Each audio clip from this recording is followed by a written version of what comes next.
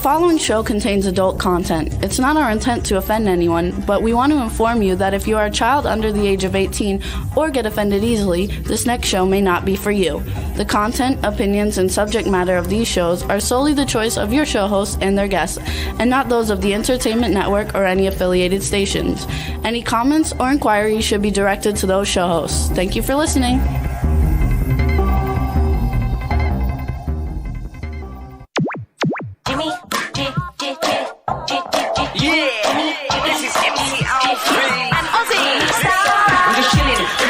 Sitting down and designing, where every man in my thinking, what are we gonna be wearing?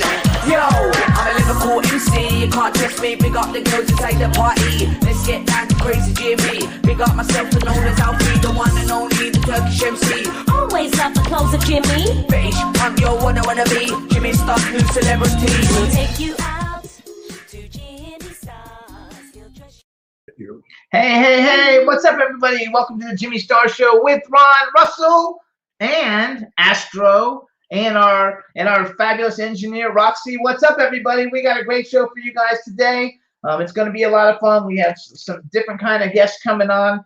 We have Zoe Yeoman coming on, who's an actor, director, producer, and she's an expert in etiquette, which should be very interesting. Etiquette. What does that mean? Nobody today knows etiquette. I know etiquette. It's a thing of the past. We also have Howard Nash, who I was introduced to from Angie Baby in the chat room. Super cool guy. You do not call her Angie Baby. That is my nickname. You know, I'm pissed off. Everybody now is starting to call Sue Wong Empress.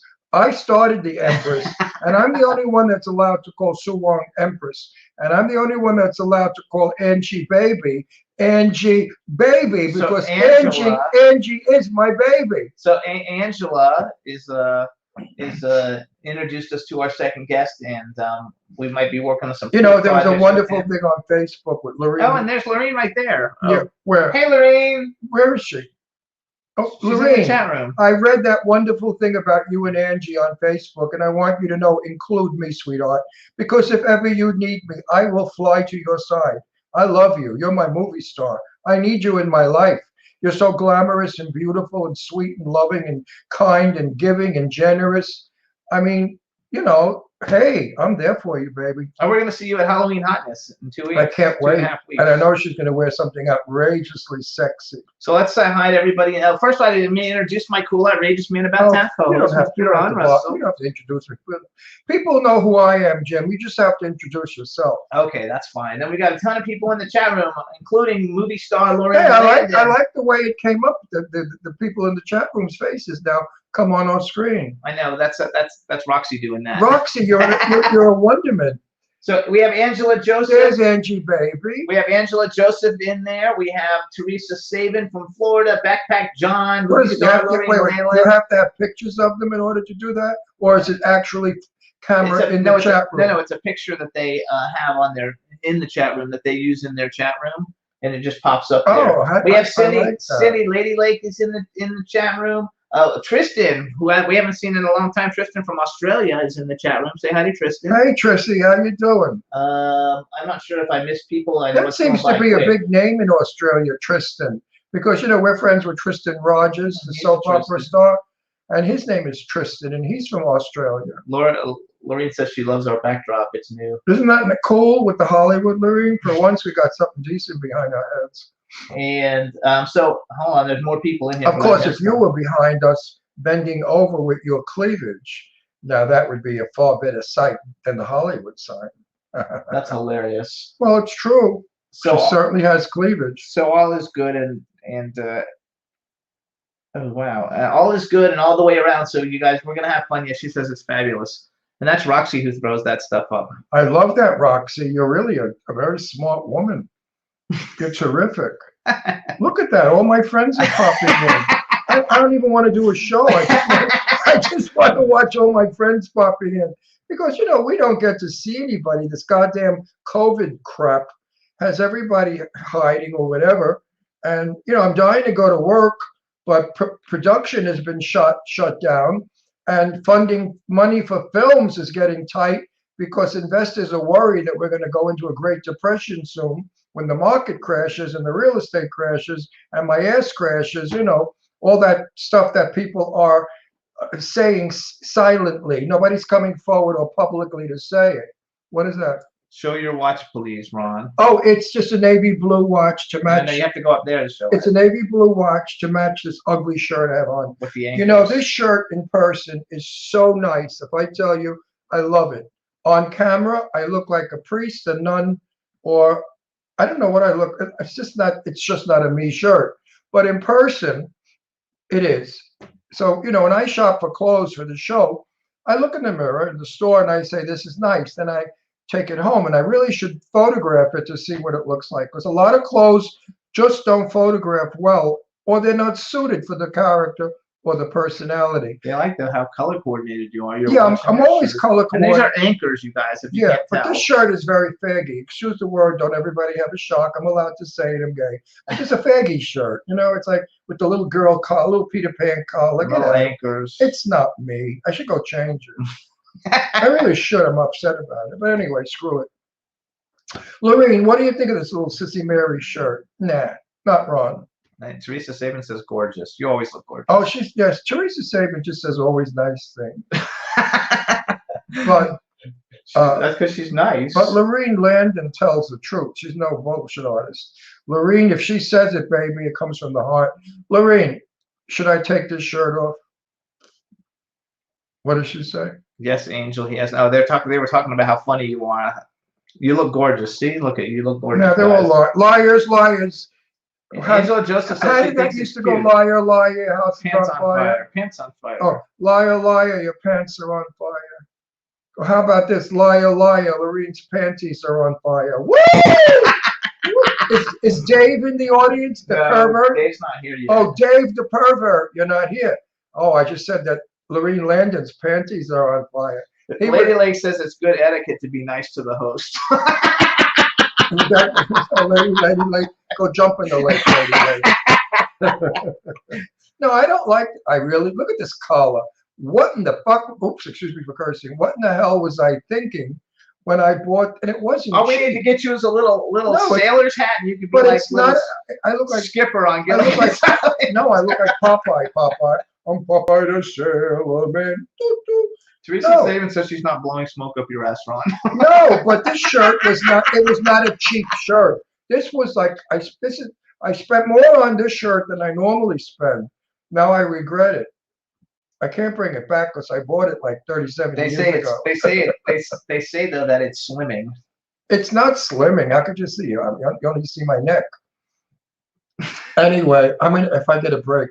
When the music comes on, I'm going to run and change. Actually, we're gonna play. I think what we're gonna do is maybe play a song while we're waiting for our guest Oh, to good. come. Then I could get For some people, and shirt then off. you can go change it, and then as soon as the song is over, we'll welcome our first guest, Zoe. And so what I want to do, you guys, She's going to be a riot because, etiquette is a thing of the past. There's no such thing as etiquette anymore.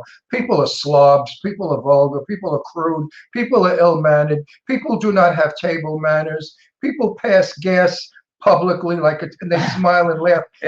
Isn't that funny? I just farted. How Angela disgusting. Joseph says you need a yacht to go with the shirt, and Lorraine says you just need earrings. See, I told you. Lorene tells it. I need earrings and false eyelashes. But you're more like Mr. Hal though than Skipper. No, I need false eyelashes, and I could be Tina Louise. No, You gotta like love it. So here's what we're gonna do, you guys. Roxy, I knew pull out Tina our Louise. first song. So I cannot tell my Tina Louise story. hang on, no, we don't have time right now. We Oh, I gotta got go. it. Well, I We gotta just go. mentioned Tina Louise was at a party at my friend Lee Winkler and Barry Winkler's house up in Truesdale Estates, and I guess she had a little bit of too much of everything, and she kind of passed out on the coffee table. So they threw her in a cab, and they sent her home. And I said, "That's terrible. Like, how is she going to get home stoned out of her face, drunk?" They said, "Oh, the cab driver knows her." So he knows how to bring her home and bring her upstairs. And then we left and we went to the candy store on Rodeo Drive. The candy store used to be a disco, a private club. And I went with my whole movie star crowd. And we missed her, because she was really a lot of fun. Actually, she was dating one of my friends at the time. Okay, so we want to welcome artist Miss Kim real quick. Here's what we're gonna do, Tina guys. Louise So we're we had talking about. April Rose Gabrielli, you guys. She came on our show, and we saw her in concert. She got a a song right now out called "Do You." It's number 27 on the Billboard charts, and we're gonna play it real quick, and then when we come back, we're gonna welcome our first guest, Zoe Yeoman. So go ahead, Roxy, see what you can do. Let's get it going, everybody. This is April Rose Gabrielli. Do you? My cousin. Do you know the way I feel? I hope so. I don't expect you to, 'cause all I say is just do you, babe.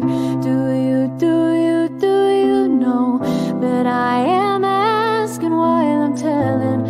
I am crying when I'm yelling, and I don't know how else to ask. If you will ever let yourself free. I don't believe you will, but do you think the same of me? Oh, I'm so done with over dramatics. Just wanna be boring, but then I won't act the way that I want to all of the time. Oh baby, be mine. Oh baby, be mine. You gotta know there's a look in your eye. Oh, do you see mine? Do you see mine? Do you see mine? Do you know the way I love you? Don't know. I don't expect you to, 'cause all I say is just do you, babe. Do you know that I am thriving when I feel you, and I am living just to love you, and I don't know how else to ask. If you will ever say you love me, I don't believe you will. At least you're living honestly. Oh, I'm so done with fighting about it.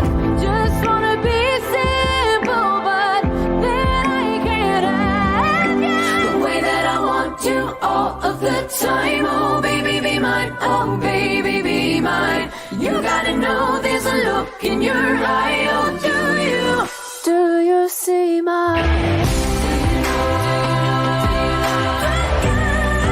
Do you see mine? Do you see mine? Do I wait up? Do you know you're worth it? Do you know I'll hold on? Do you know you're worth it? Do you know how I feel? Do you know the way that I want to all of the time? Oh baby, be mine. Oh baby, be mine. You gotta know there's a look in your eye. Do you see mine? The way that I want to all of the time. Oh baby, be mine. Oh baby, be mine. You gotta know there's a look in your eye. Do you see mine? Yay! April Rose Gabrielli, you And I guys. can tell you a little story. My mother's maiden name was Gabrielli, and we found out that her father, or my great-great-grandfather and her great-grandfather were brothers, and they came over from Italy, and we are, I think, fourth or fifth cousins. And I love her. She's beautiful. She's sweet. And I thought, okay, that's enough. But when she was at Soho Johnny's event in New York and she sang, oh my God, she brought the house down. She moves, she sings, she's got style, class, beauty, a voice. I'm so proud of her. She's fabulous, you guys. And that song right now is it's one of the most Shazam songs in the country. Yeah, she's good. Well, It's she's going to number be a big star. 27. She's going to be the next Miley Right, Cyrus. so you look handsome. Oh, All I right, look you guys. bad. This is more me, like an old whore. You know, I like to look like an old. So we shit want to drunk. thank too, you guys, because like this is our I think, our third week that we've been able to play music again, and Yeah. a lot of that has to do with the fact that we brought Roxy on, and between the two of us, we figured out how to do it. So thank you, Roxy, and Angela Joseph also helped with that. So I want to thank both of you guys, and now we're going to bring in our first guest. My freaking phone is bouncing. Okay. I'm falling apart, but that's okay. Hey, you. I have to be introduced first before we can speak. We have to make sure we can hear her first. Yeah. Can we hear you? Hello, you handsome devils. You, There look at you you, go. you beautiful blonde. Okay. Okay. All right, everybody. Now we want to welcome to the Jimmy Star Show with Ron Russell, actress, director, producer, and the most amazing thing of all, etiquette expert, Zoe Yeoman. Hello and welcome to the show. Well, thank you, Jimmy. Thank you. Nice to meet you, Ron. Yes, I can't wait to talk to you because the world has turned to garbage. As we know, there's no such thing as please, may I, would you like, can I do, hold a door, light a cigarette, slide a seat. Those days are gone, honey bunch. Well, You know, Hold on, before we talk about that though, before we want to do one other thing. Okay, why do you always interrupt me when I'm in a Because we always say hi to everybody before you start doing things. Why do we have to do it always the same way? Because I like Then I to. speak and then we No. say hi. So we're married. We have a Oh, we have a was just chat room. you're like We an have a- old married couple. we are an Yes. old married couple. In a couple of weeks, we're celebrating our 10th anniversary. Oh. How I did it, I'll never know. So we have a Yeah. chat room filled with people. Real quick, before you answer, just say hi to everybody in the chat room. They're excited. Hello, chatters. Thank you for the highs already. I appreciate it. It's nice to There have you go. Now, may I speak? Now you can speak. Dafura. Heil Dafura. Yes, I'm gonna open up with this, and I'm gonna throw it at you because you're gonna go wild with it. Marilyn Monroe never wore a bra or a girdle. And when she walked, they said her ass was like Jello on springs. In my day, women wore girdles and bras, slips, and did not shake it. If their asses showed a crack or shook, oh my God, it was shocking. everything. If the if the hemline was not the correct hemline that they dictated, you wouldn't go out. If you had a run in your stocking, oh my God, how embarrassing, you wouldn't go out. Now, what's the difference I from know then these till things. today? You're preaching to the preacher. Like The choir. 100% on board with you, Ron.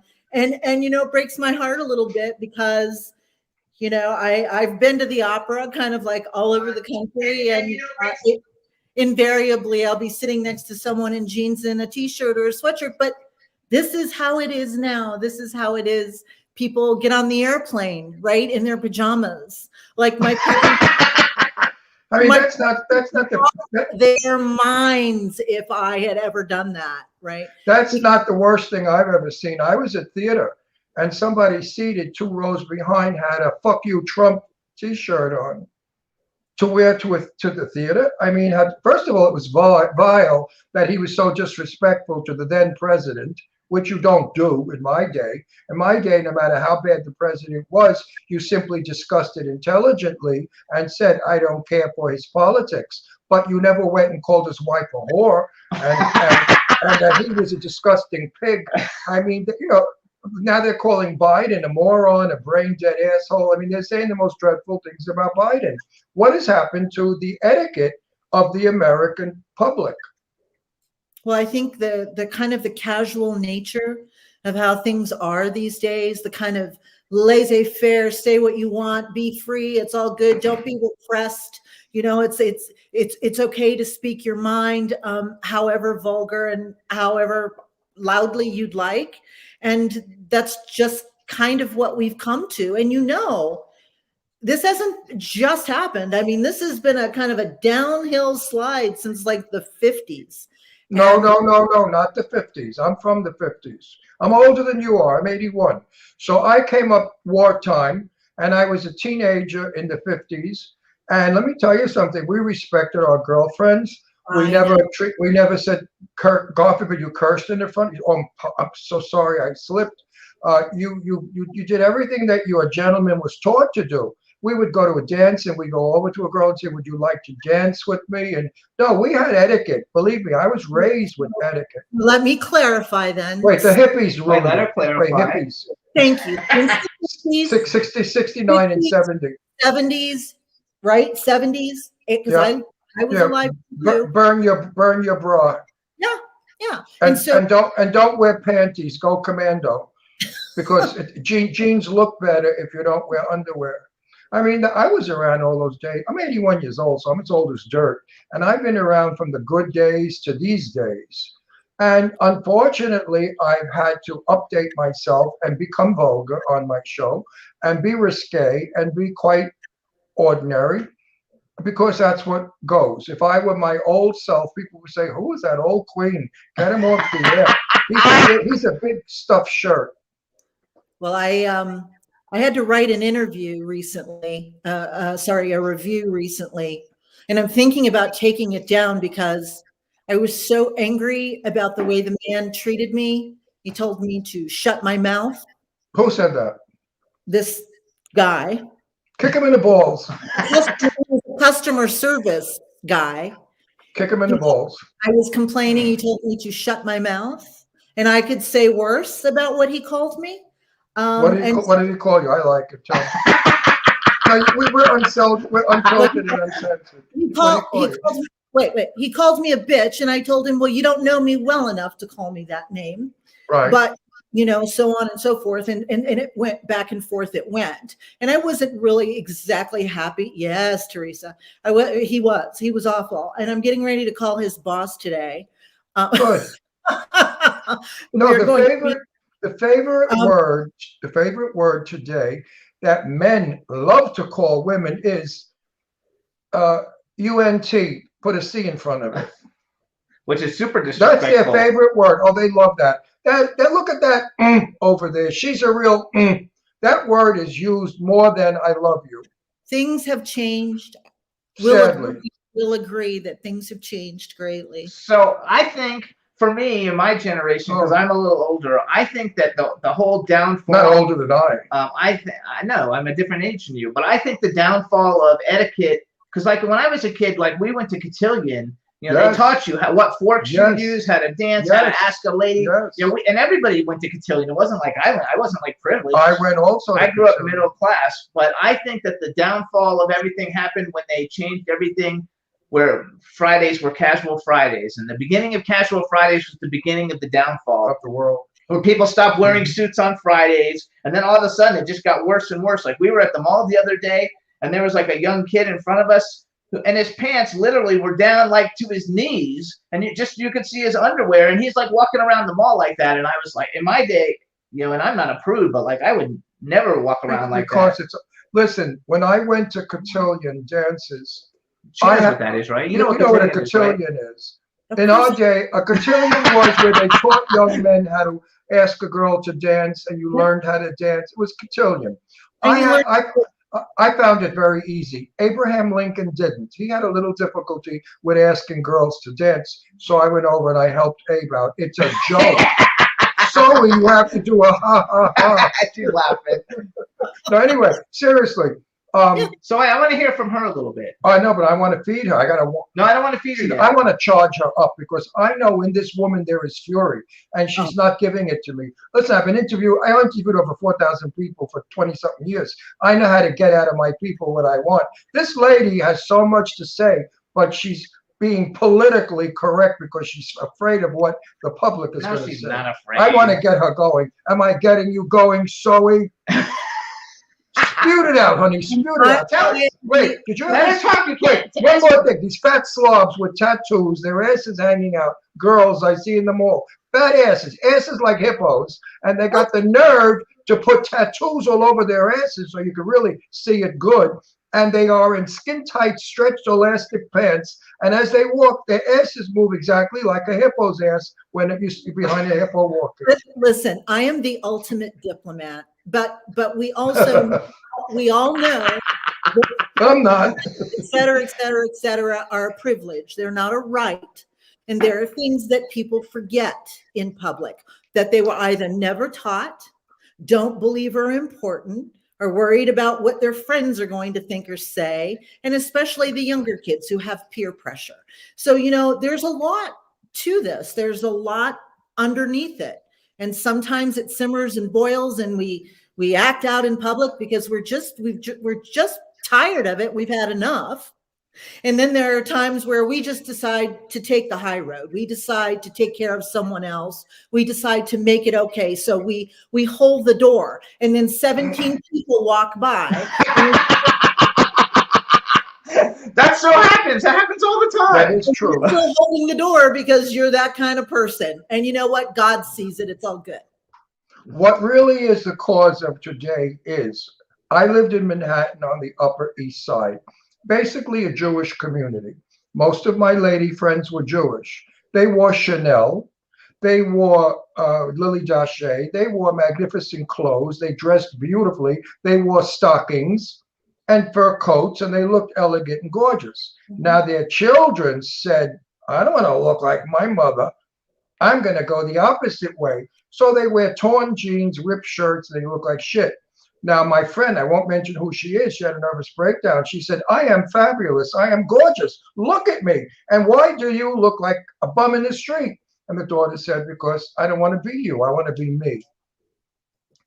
That's sad. But that's true. It's a fact.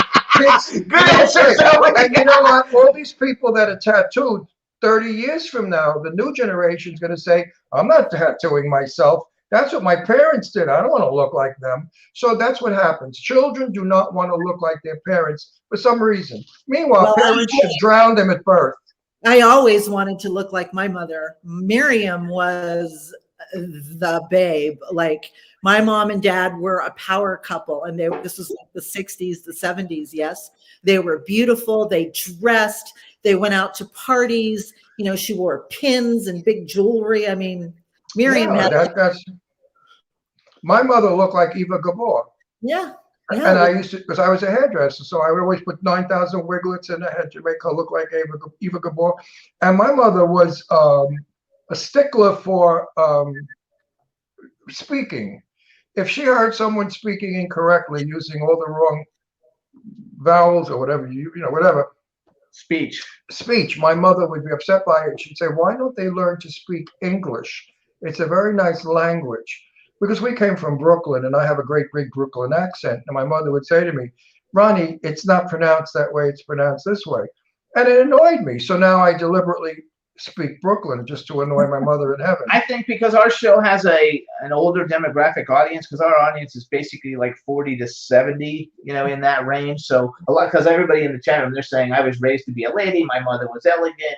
My mom still looks amazing, but which isn't the people we're talking about. But I want to know a little bit. Give us a little history. First of all, you guys too, Zoe.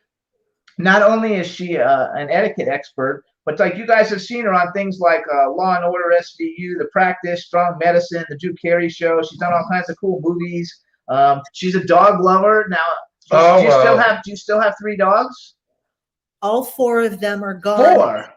4. As of April. Oh my gosh, that's so sad. I'm so sorry. Yeah, they're all gone now, just as of this past April. So I miss my boys. You should take that out of your bio so people don't bring up terrible stuff. Yeah, because we have 3. But it's okay. She had standard poodles, and I love poodles. Yeah, but for me, it would be devastating. Did have. If my doggies died. My daughter, Deirdre, is going to Italy next week.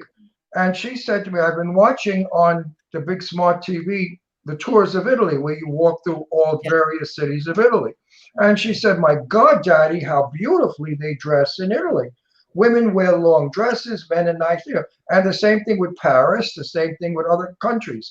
So when people say, well, it's the foreigners that are coming in, people from Mexico, if you go to Mexico City, they dress magnificently. These women are gorgeous. Colombian women, forget about it. They love big jewelry. They love flowers. They're stunning. What happens when these people come to America? They turn into shit. Well, I mean, I don't know. Maybe that's one form of assimilation. But Jimmy, I wanted to say, and here's an etiquette thing. You apologized about the dogs, and I'm going to say to you, don't give it another thought. Okay? Okay. So okay. it feels like they've they've offended or they're worried they've hurt your feeling. What if you really are sincere, you can say, don't give it another thought. And so I say that to you. IMDb, you cannot change your biography. So once you put something in there, you know, it's there. But I am a huge animal lover. I've had dogs, I had horse, you know, it's just yeah, it's Tell lovely. us where are you? Like, tell us where you are. You look like you're in like New Mexico or something, or Arizona or something. I'm in New Mexico, yes. Do you like I my can house? tell, from your decor, yes, from your decor, I guess that. Yes, it's beautiful. Where are you in Santa Fe? No, not today. Today I'm in Albuquerque. Because There I you love go. Santa Fe. Yes, don't we though? It's a beautiful. Oh, I mean, it's gorgeous, but who can afford it? Well, I love the Southwest, and I love I do too. Palm Springs, and I'm a Southwest girl now. It suits me. I think it's No, I fabulous. could be a Southwest boy because I love Santa Fe. I stayed there for a period of time with a good friend of mine, and we went this is like 20 years ago. We went real estate hunting, and the prices then were 7, 8, 900,000. Now they Yeah, must be in the many, many millions. you know, what are you gonna do? Yeah, what's a million or two, right? So you guys can follow Zoe on Instagram. It's ZoeYeoManzy is her Instagram handle. And she's also on Twitter. It's just her name, ZoeYeoMan. Yeah, I love your name, by the way, Zoe. I think that's like one of the I greatest knew names another. ever. I knew a Zoe in my life. So hold on. So let's tell everybody, because you've done so many things, and I think I read in your bio you started acting. You've done a lot of theater at 16 and everything. How did you, a lot of theater, yes, on your bio. So how did you get into the whole, like, I'm going to become like an etiquette expert and I'm going to, like, you know, help people? Well, you know, this is very much about how you're raised, right? So mom and dad tried to raise us where we could kind of go anywhere, fit in with anyone, marry anyone, not feel uncomfortable wherever we were. And they would, you know, all the rules, take your elbows off the table. Well, why? Why do I need to take my elbows off the table? So these are things that, you know, I really kind of were of interest to me.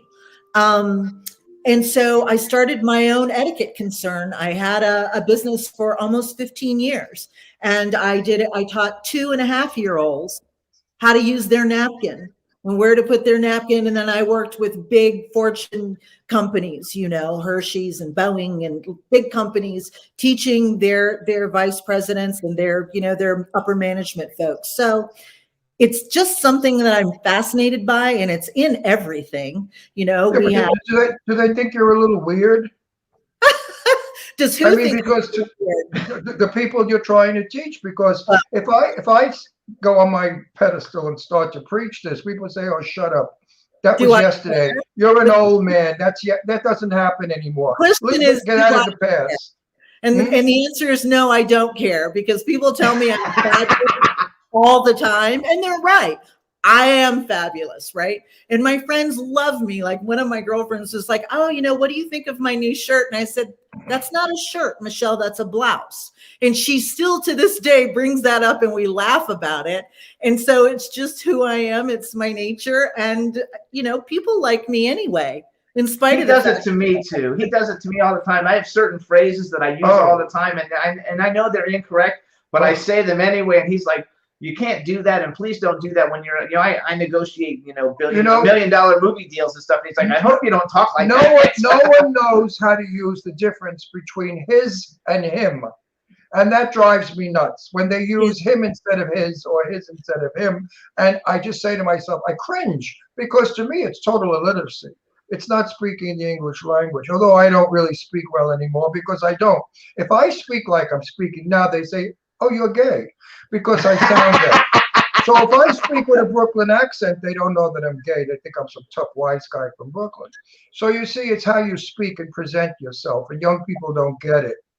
That when you go for a job interview, you put your best foot forward, you dress beautifully, you groom yourself, and you speak intelligently and clearly, and then you'll get the job.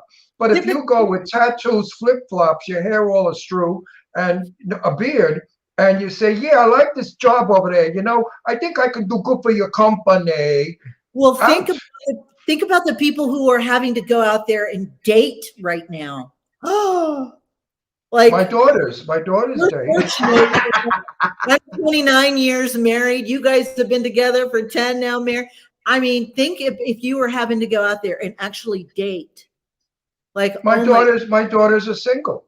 My one is 52, the other one's 46, and they're very successful business women. They hold their own. They don't need a man for support or anything.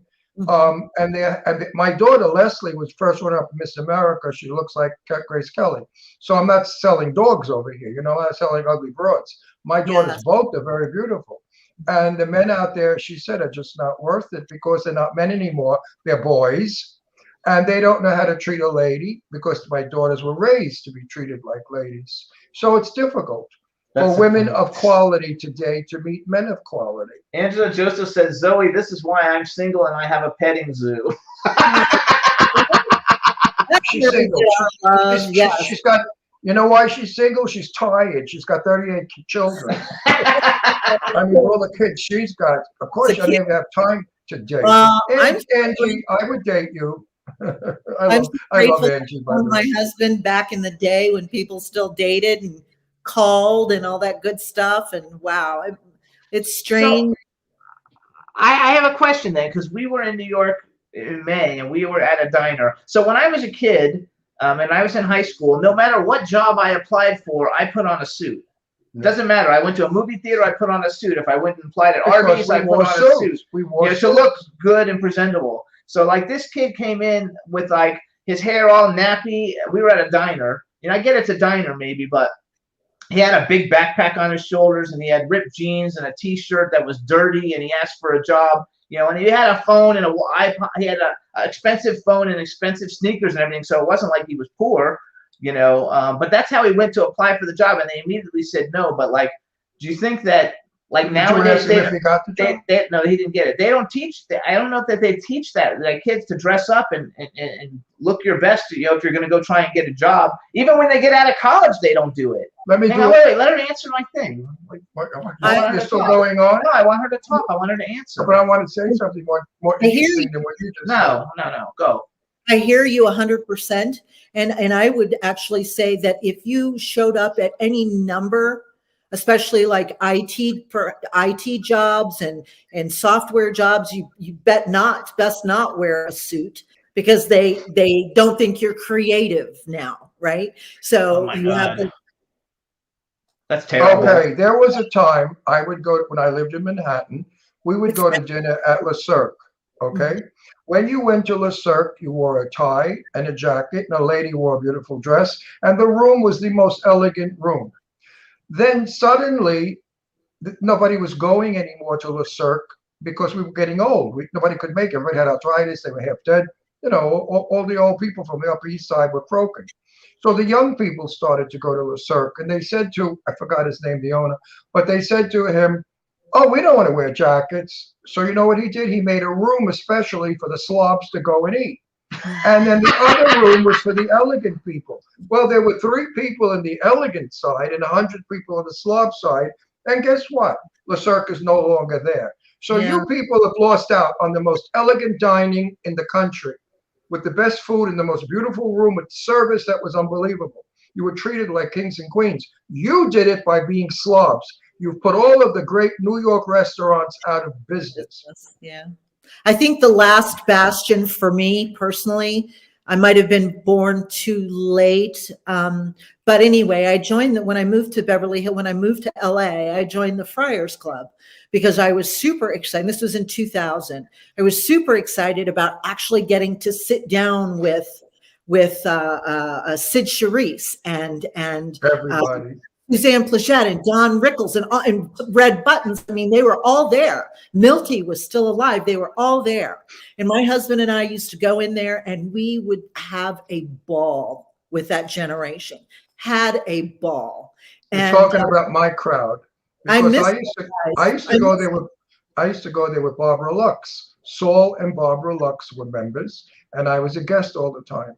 And it's exactly as you said. Milton Berle, every celebrity was at the Friars Club in Beverly Hills. In fact, I lived on Spalding, so I could walk to the Friars Club. So did I. Wait, I was 306 South Spalding Drive. 263 and a half. Okay. God, you guys are like a block apart. But about Right 10 years behind the apart. peninsula. Yeah, right behind About 10 years apart.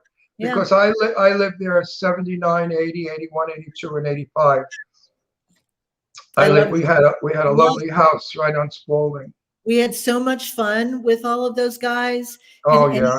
And, you know, we got treated so well. And, Yeah. you know, we tried to bring the young comedians in. We did. Jeff Ross, you know, would come and hang out, and that was great. But so many of the younger people were not interested, even though we did everything we could to make it affordable for them to come in, for them to join.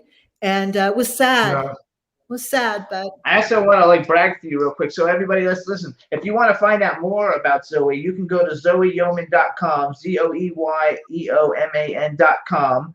And she's got a phenomenal body of work. And from what I understand by talking to Barry Rogers, which we'll give him a shout out since he introduced us. Hey, Barry, what's up? Barry's an awesome publicist. he is. And Me better than you? well, nobody's better than me, but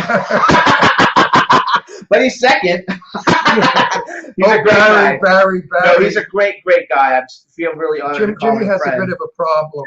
Yeah, It's called ego. ego. But anyway, but Barry's a fabulous guy, and from what I understand, they're actually working on a website for you for like your etiquette website to promote you as the etiquette expert. And so since you're an actor and you've been in all these cool things, and almost everybody in our chat room is in the entertainment industry, Oh, why very don't you give us, because I just read an article that you did with like, I don't know who, Hollywood Times or somebody, and you were giving like examples of things not to do when you're on set, especially if you're like an extra or something. Oh, go away with this And, one. I'm keeping my You mouth keep your shut. mouth. Well, first of all, Oh, I'm shutting up. yeah, on because this he does everything wrong. No, I don't do everything wrong. Listen, I was in a movie in 1959 with Sophia Loren and Ted Bunter, and that was a major movie by Lumet. Lumet was directing. Now the film, Lumet or Lumet, however you want to say it. Nowadays, I'm in these films. Oh my God. Oh, I don't even know that I'm working. I think I'm in some kind of a horror situation. So hold on, let her talk. Tell us a little bit about what are some of the I'm things. keeping my mouth shut. We just want people to keep their mouths shut. Like, you should be listening and not talking when there are things going on around you. You can actually be on set and like learn something if you're paying attention. Don't be too much work.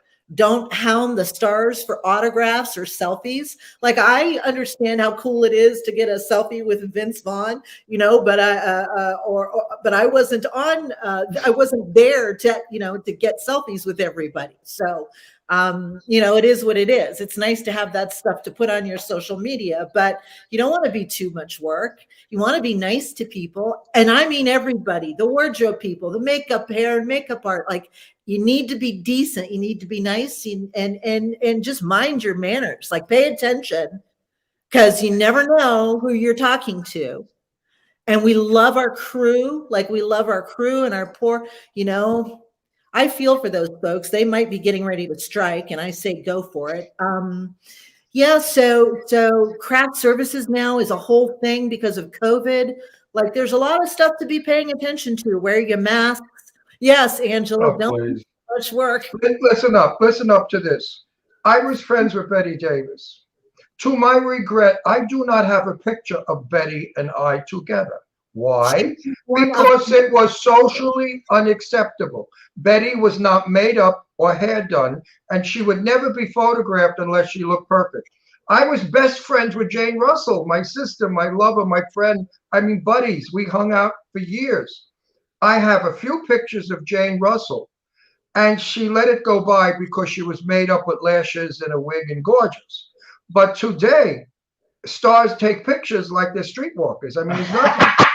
Back in those days, I would never ask. I knew Burt Reynolds. I don't have a photograph of Burt Reynolds and myself. And I'm sad about this, but I would never ask Burt. First of all, we didn't have cell phones. We had little cameras with a flash cube. Have a little dignity, you know. Oh, can No, I? you didn't disturb them if they didn't look good. Hang on, wait, let her say.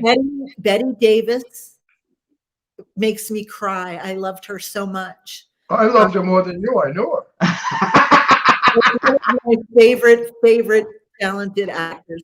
We could talk forever, like the three of us, I think. Well, my audience likes name dropping, so I like to do a lot of that. But seriously, I have been in Betty's home where she was going bald a bit, and she had a hair. I wouldn't say, can I have a selfie with you? She looked like a frog. She looked like a frog sometimes. Her eyes were, she drank a lot. Her eyes used to bulge. She wasn't the most. I knew her as an old woman, and she wasn't the most attractive 80-year-old, 75-year-old woman. Never dared ask. Now, Jane Russell came out of my swimming pool, and I said to Jane, "Oh my God, you're 86 years old. You got legs of a 20-year-old. Not a varicose vein, nothing. Her legs were from her throat down." I wanted to take a picture, but I wouldn't ask Jane. Well, we have to really take care. You really have to take care of yourself. And those gals really did take care of They took care of their image. Yeah. They would never be photographed without looking like movie stars. Today, look at that girl that was coming out of a Jeep and she opened her leg and you could see her everything. Yeah. You want to be on time. You want to, etiquette is in everything. Golf course, theater, going to the movies, being on set. It's in everything. So, are there like I don't know, like what do you think are like the 5 worst faux pas, or I don't know if there is such a thing, but like what do you think are some of the worst things that people do, the etiquette wise, that maybe they don't know about it or they just don't care? But what are some of the things that what do you think some of the worst etiquette faux pas are? One thing that just chaps me is when love that chaps me. allow you to call them by the wrong name and they don't correct you. So if someone's mispronouncing your name or calling you by the wrong name, your job is to help them, right? Because that's good manners. So it's, it's not Joey, it's Zoe. I'm so sorry. Oh, it's okay. Don't give it another thought. It's fine. Happens all the time, right? So letting people off the hook is something that's supremely nice to do. Sharing the energy when you're out with a group of people. Like some people are kind of introverts and they're a little more reserved, but if you're actually listening to them, they say some of the funniest stuff. There's some of the funniest stuff out there, but they can't get a word in edgewise because somebody else is kind of taking the energy in the room, right? Thank you notes are always lovely. I don't think people do that anymore. I don't think people send thank you notes anymore. Ron does. No, I still, what I did, and I got a couple of responses like, "Oh my God, my mother used to send thank you notes." And I realized, well, okay, how old was your mother? She was 112. Okay. So now I know that thank you notes are passé, my darling. How about years ago? Let's drop names. There's people like that. La Dome. The fabulous restaurants we had in Beverly Hills years ago. Do you remember when we went to those restaurants, what an affair it was, what a day it was or night? We worried what we'd look like. We had to make sure we were coordinated. And then we'd walk in and there's Merle O'Brien, or there's Eleanor Parker, or there's Clark Gable. I mean, everybody that was in the movie business was in these restaurants. My favorite was Bistro Gardens or L'Orangerie. I mean, my God. Gone. So how can people today know what elegance is if there's nowhere for them to go to be elegant? I think a lot of people just watch the award shows and watch. And they look like crap on the award show. They wear rags. And watch that. Watch the award shows and read magazines and stay on social media and watch the perfectly photoshopped photographs. And Photoshop photographs. That's another thing. Around because they think, well, why can't I look like that? Well, I'm sorry, nobody looks like that. It's photoshopped. We actually have a friend, and that's what he does.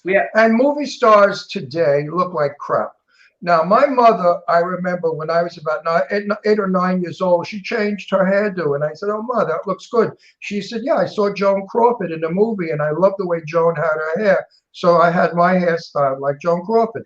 My sister wanted only to be Grace Kelly because she's a blue-eyed blonde, and she wore her hair exactly like Grace Kelly. And she would say, "Oh, I saw her in To Catch a Thief, and I loved her page boy."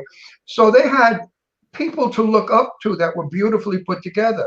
Today, the movie stars are in ripped dungarees with tattoos, no bra. They don't even brush their teeth. Their hair is all over the place, no makeup. So the kids say, "Wow, that's groovy. That's what I'm going to look like." We don't have ears anymore. Have you looked at Anna Taylor-Joy lately? I don't No, know. she's I don't even know who that fabulous. is. Fabulous. Who is it? She's an actress. Yeah, Yo, Well, Actually, hang on. Angelina Jolie, who stunning. I love because, well, she grew up in my house as a kid, so she's my Oh, there you favorite go. person. Oh, I Yeah. love Angie. I mean, And she's Angie right on the dresses cusp beautifully. She's right on the cusp of that generational thing, though. You Yeah, know, but she grew up now. the good bag and the good shoes. Yeah, and the no, Hang on, camel no, coat. now she grew up. Hang Now on, she hang on. wait, hang on. She dresses beautifully now. Now she dresses her What? age. She looks She gorgeous. She's a little too skinny, but that's something that we should discuss is this anorexia that's No, we going don't want to on. discuss that now. Well, people are too skinny. What do they think? That's Vogue? Well, Who yeah, started but that that's also too emaciating fat. one? They're also too fat. They Well, got both. Hang on, I want to go back because you had said something important about the photoshopping thing. So we have a friend who works for all the major publications, and that's all he does is make sure that the celebrities who are already gorgeous and drop dead gorgeous, but he has to make sure that they look perfect by cutting them down and making them, skinnier, thinner. The pictures are fabulous and everything. So for all you guys listening, when you see all those cover photos, all those people don't actually look like that. That's like after they've paid somebody to make them even look more gorgeous than they already do. And so it's not a realistic expectation that you can actually look that way because it's not real. What cracks me up, I go to a store and the chick on the cash register has eyelashes 7 feet out in the air. What the hell? I think they're drag queens? I mean, they all look like drag queens. They have eye makeup on like Cleopatra, and the eyelashes are so exaggerated that when they blink, the eyelashes go into their hairline. Stupid. That's not day wear. What do you think of that? These idiots with these drag queen eyelashes. I mean, really. Well, I personally wouldn't wear them, but I do like to put lashes on sometimes. In the evening for formal it occasion. can be very glamorous. You know, it's just pop culture, Ron. It's just pop culture. But the rest of culture. What a culture. the culture. What a culture. It should only not be. It should only go away. So Tristan from Australia wrote in the chat room too, a faux pas would be asking a woman their age. Is that still considered to be a faux pas? Pretty much. In the new world? Yes. But it's asked all the time. It's asked all the time. Well, I just had an incident lately with somebody who wouldn't give us their age. And there was a reason why we had to know their age. I forgot who it was. Oh, Nick in New York. I said, how old are you? And he said, I won't tell. I said, why? You're a man. What difference? I'm 81. I'm proud to be 81. Look, I could still breathe. Yeah. A lot of people are looking a lot better though in their older age because we have a lot of friends in their 70s and you would never know they were in their 70s ever. Oh, my grandmother used to have 2 buns. She wore black all the time. She was in mourning for 100 years. And, they were peasant looking. Now, unfortunately, some 85-year-old women are dressing like their teenage granddaughters, and they look a little ridiculous. So as far as etiquette goes, do you consider, if you were like working with people, would you like encourage them to dress then, in a way that kind of goes with whatever their actual age is? As a woman, I think if you don't take into consideration your age, you're gonna embarrass yourself typically. I mean, one of my idols was Cher. Cher has an incredible figure still. She looks great in whatever she wears, but she's also an icon, right? So she's 100 years old. When you see a woman who's in her 70s and she's dressed like someone who's 25, it screams all kinds of things. Yeah, and terrible things. Yes, and I would it screams Norma Desmond. I knew you would fill in the blank for me. I love you. The reason why our show is such a success is because I have a big mouth. So if I sat here quietly, the show wouldn't be the #1 show in the world. And that's as it is. Yes. But anyway, you have to dress age appropriately. Sometimes I don't.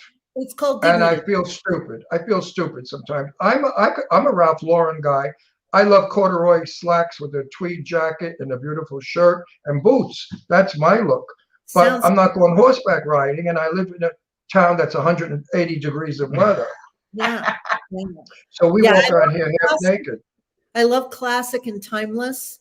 And classic. Carolina Herrera or Tom Ford or Ralph Lauren. I'm all Love about it. Ralph is All about it. Yeah, look at you with the beautiful sweater wrapped around your neck. That is so chic, so European. I bet you people are going to say, oh, she's got a sore throat, so she wrapped that around her throat. Because they're stupid. They're stupid. They don't get it. I wear that. I do that with sweaters still. Still, I do that. I Yeah. learned that when I lived in Italy. I was a It's kid. it's a timeless look. Timeless And look, and lady- it's so chic. It's so chic. Thank you for that. A lady should always have a wrapper or sweater with her. So when you leave the house, you should always take a wrapper or sweater. So you know how you see these girls in restaurants and planes and everything, and they have on like little shorts and they have on like tank tops, and I'm thinking they must be freezing, but I never go anywhere without a sweater or a wrap because this is not an attractive look. Right. We just came back Right. from New York City last week. Oh, and And such. so we flew despair. JetBlue. So when I grew up, my father worked for Delta Airlines. So I got to fly, because he worked there, and I had never flown anything but first class. But the rules to fly, if you worked for the airlines, was you had to wear a coat and tie. So anytime I ever was on the plane, I had to wear a coat and tie. Now you go on the plane and people like And their underwear. It's really scary what they wear. So I was a military kid. My father was a career man in the Air Force. And there were times when they would put us on TWA or Braniff or, any of those other, and you had to dress. You were not allowed as a military family to get on the airplane, any airplane, without being dressed. I mean, I suppose if you were in one of those big carrier things, or the cargo things, then it was not so, you didn't have to do that. But when you flew the private airlines, you better have been dressed because you were representing the United Right. States Air Force. Yes, absolutely. Everyone, listen, I was born 1940 in the Red Hook Projects in Brooklyn. My father was an Italian Jewish immigrant, and he couldn't get work because we were at war with Mussolini. And my parents were on welfare, home relief, whatever you want to call it. But they dressed beautifully. My sister and I were always dressed beautifully. We came from the poorest neighborhood in Brooklyn. But everybody dressed beautifully in Brooklyn. Everyone in New York dressed beautifully. Well- Black people were stupendous. The way We the had- black people dressed in the 40s was breathtaking. Yes, Lady Lake. We had aspirations because we saw the movie stars. We watched the movies. We had It aspirations was a style. of glamour and style and classic beauty and good shoes and good bags and good belts, and all of that really mattered, and the right haircut, and Yeah. all of that stuff really mattered. And I think to a lot of people it still does, but I think it also depends on kind of like where you live, and people will say, oh well, it's a socioeconomic thing. I don't No, care. not true. You Not have true. money, you can still present really well regardless of Yeah, we lived in the city projects. We were poor. I mean, my father couldn't get a job. My mother went to work in a factory, a paint factory, for $12 a week or something. We were very poor, but we had Easter clothes and beautiful clothes, and we looked well.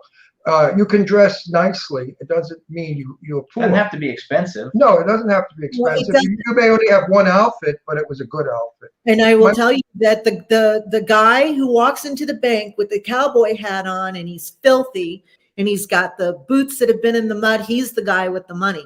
So don't presume that just because somebody isn't dressed maybe to the Yes. nines, that they're not, everybody deserves respect. Absolutely. Absolutely. And don't judge a book by its cover, as they say. And my mother wouldn't leave the house without putting lipstick on and fixing her hair. I And don't if she leave the went house. no, my mother. If my mother went somewhere, she wore a hat with a veil and gloves. When I tell Imagine. people I'm an actor, I'm actress. I say actor. When I tell people I'm an actor and they look at me, they go, "Oh yeah, I get that. I see that." Right? Because of kind of like my aura and how I present. I don't know who I'm going to be behind the counter at the grocery store with. There are producers and directors and casting people all over town. I don't know, so I always try when I leave the house. And maybe that's why I'm married 29 years and there are plenty of stars that are already on their fourth husband. Because you didn't get fat and fall apart. So your husband will go looking for a young chickie one. So, you got to stay gorgeous and you got to stay desirable throughout your entire life. I'm 81 years old and I'm hot stuff for 81. I'm You are no hot broken down stuff, Ron old Russell. bag. You are. No, I'm no broken down old bag. I just changed my shirt. When we started the show, I was in this beautiful shirt that looks gorgeous in person, but on camera it looked like hell. And I went and changed. I don't dress for people. I dress for me. If I don't look good, I'm not happy. My personality changes. I get shy. I hide away. But when I know I look beautifully clean, neat, ironed, beautiful shoes, everything you said, then my personality blooms and I blossom. Because here I am, world. I'm Ron Russell. But when you look like crap, you can't do that. So I don't know if you can tell me this or not, but out there, what's your favorite restaurant to go to and get dressed up? I mean, I don't want to do There it. are none. Well, here in Palm Springs would be the French one, La Valerie. La Valerie. Okay. Okay. But they still don't dress up there because I was there with, and what's his name was eating, the famous singer, Barry Manilow, and he looked like he just dug up with the yard, and so did his lover, his husband. They look like crap. So they were at La Valerie, and it's no longer the. You get a couple of old broads from Beverly Hills that still wear Chanel coming in a wheelchair, but it's not what it was. It's just not. And Jewish people dress beautifully. I've got to say about Jewish people. Jewish people have always been fashion setters for the world. I mean, all the great designers, women were Jewish, and Jewish neighborhoods, you never saw shanty anything. People were chic and fabulous. We have a movie star friend we got to go to, but we have a movie star friend. I love her. We'll bring her back. We have a movie star friend in the chat room, Lorraine Landon, and everywhere she goes, she always looks like $1 million. Stunning. Marilyn Monroe couldn't live up to her. Lorraine Landon is one of the most stunning looking women. I call her my movie star. I didn't even call her Lorraine. Her nickname is movie star. She's always on and always a beautiful movie star. So you guys, this is Zoe Yeoman. You can follow her. Her Instagram is ZoeYeomanzy. Her Twitter is ZoeYeoman, and it's ZoeYeoman.com for her website. We're going to bring her back. Maybe when you launch your etiquette website, we'll come back because everybody loved this. Definitely. And I hope that you and I and Jimmy got something out there to somebody who heard us and said, you know what? Maybe I'm going to try to do better. I hope we have helped somebody today. And if you want to coach, I do if too. you want to coach, you got her here. You're fabulous. There's nothing wrong with bumping it up a little bit. It's okay, to bump. You don't have to leave the house in jeans and a t-shirt all the time. But you guys are wonderful. I love you both, and I thank you both for having me on.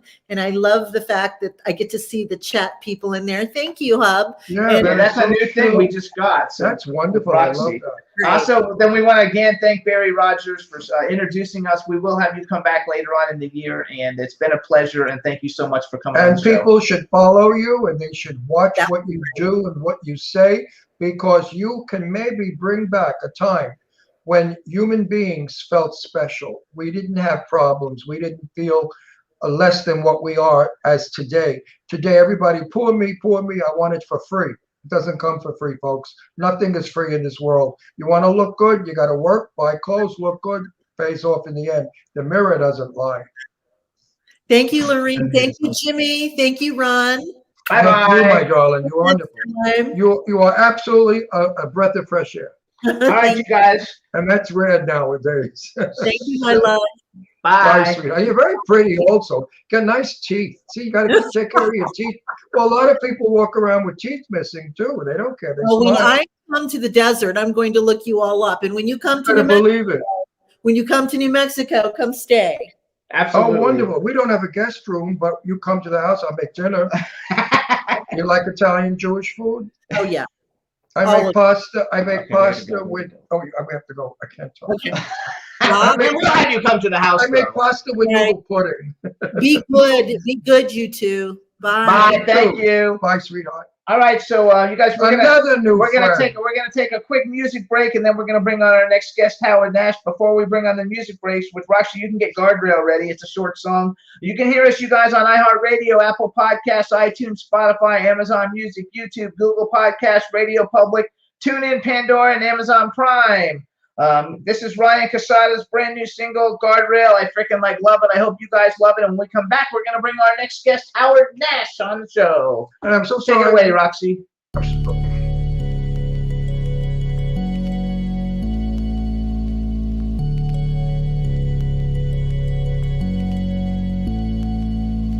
2 weeks without talk, felt close to the end like Montauk.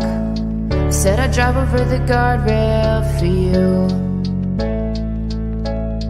Crashed my car into the ocean after a fit and an anger explosion. Said I wouldn't come up for air, told you that I didn't care. No, that's not true,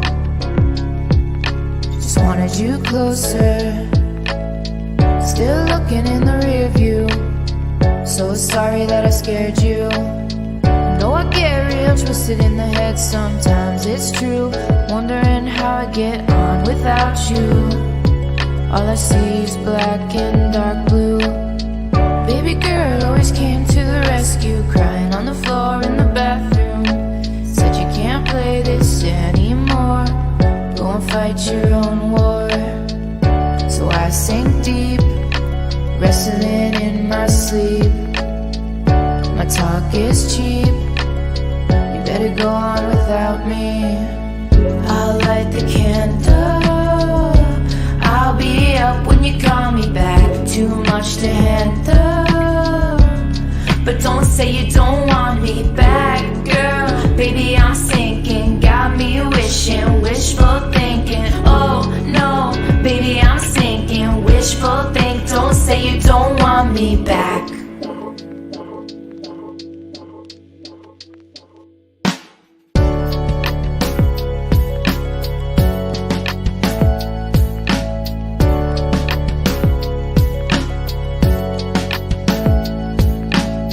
Said the time and place was just wrong, you got withdrawn.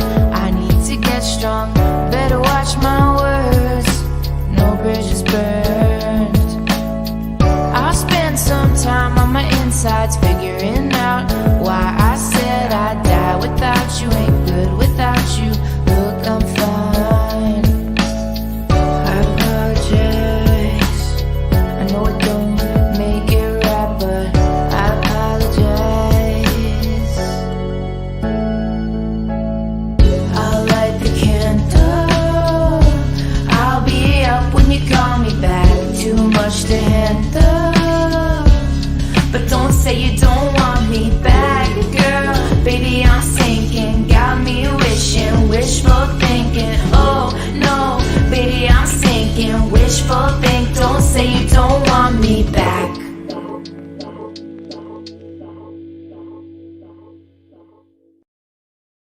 Hey, everybody, that was Ryan Casada. The name of the song is Guardrail. I freaking love it. It's really, Yeah, no really good. baloney, folks. The honest truth. Soothing, calming, good lyrics, beautiful music. This song I will put in the car. So now we're going to bring on our guest, you guys. Let's hopefully he comes in. We have good with sound and picture and everything. Our next guest is Howard Nash. Let's go ahead and let him in, Roxy, and let's see how we do. Hello. Hey, Howard. Oh, wow, we hear you well. That's good. Oh, great. Good. I'm so All glad. right. I love it. All right. Let's do a formal introduction for you then. Hey, everybody. Now we want to welcome to the Jimmy Star Show with Ron Russell, actor, writer, producer, Howard Nash. Hello and welcome to the show. Thank you, sirs. Thank you. Let me introduce you first to my cool, outrageous man about town co-host, Mr. Ron Russell. Excuse me while I make out with my dog. It's How like- are you? How are you? How are you? Nice Welcome. to meet you, sirs. Welcome, Hello. welcome to Bedlam. Thank you. I'm Thank you. Jimmy Star, which we already know because we've talked several times. And now we have a chat room filled with people. So say hi to everybody in the chat room. Hi, everybody. And then you got to say a special hi because Angela Joseph is in there. So say hi to Angela. Yes, absolutely. Hi, Angela. Yay. Angela, when are you coming to California? I thought you were coming in soon. Oh, I don't know. She's Answer me on this she'll, take thing. well, she doesn't answer there. She answers here, and then Roxy throws it up there. Okay. She just wrote "Hello, Howard." Are you going to Churchill's movie red carpet? Anyway, so let's go back to you, Howard. So first of all, where are you? Where are you located? I am located just outside of Tampa, Florida. I was born and bred in New York City. I moved here about a year and a half ago, and it's not quite Tampa, but it's great. Nice big house with a swimming pool, and I could pretend it's Beverly Hills at 10% of the cost. So kind of cool. Well, Beverly Hills is not what No it used offense. to be. Rather live in Beverly Hills, but you get the idea. Beverly Hills is no big deal anymore. It's actually low cost housing. Because no, seriously, we have a friend of ours that's putting her house up for $100 million, and it's off of That's all. It's off of Las Vegas. So Yeah. Beverly Hills is not the most expensive place to live any longer. That's unfortunate. I feel badly for her. I do Yeah, I feel know. bad- It's too bad, 100 feel bad million. for everybody that can get that kind of money. Someday. So you I guys, lived in Boca for years, and my first house in Boca was 36,000, and it was palatial, and I had a pool, and it was gorgeous. The country club was fabulous. I understand that has gone up considerably now. Also, Yes. real estate in Florida is shooting up. Yes, and I love Boca. I love Tremontes. Try to go there every time I'm there. It's a beautiful place, great restaurant. so I'm That, actually. that must have come after I moved out. So he's from New York and I'm from Florida, so we kind of like got both I'm of us from there. Brooklyn. Never say New York. I'm from Brooklyn. Oh, where are you from in New York then? I was from the Bronx The originally. Bronx boy. Oh, I never heard that before. Well, the Jewish people say Bronx. Don't Right. you remember? Aren't Yeah. you Jewish? He's not old enough to know that. You're Jewish, right? Yes, but I Yeah, never so heard that one. Learn to speak Bronxy. Okay.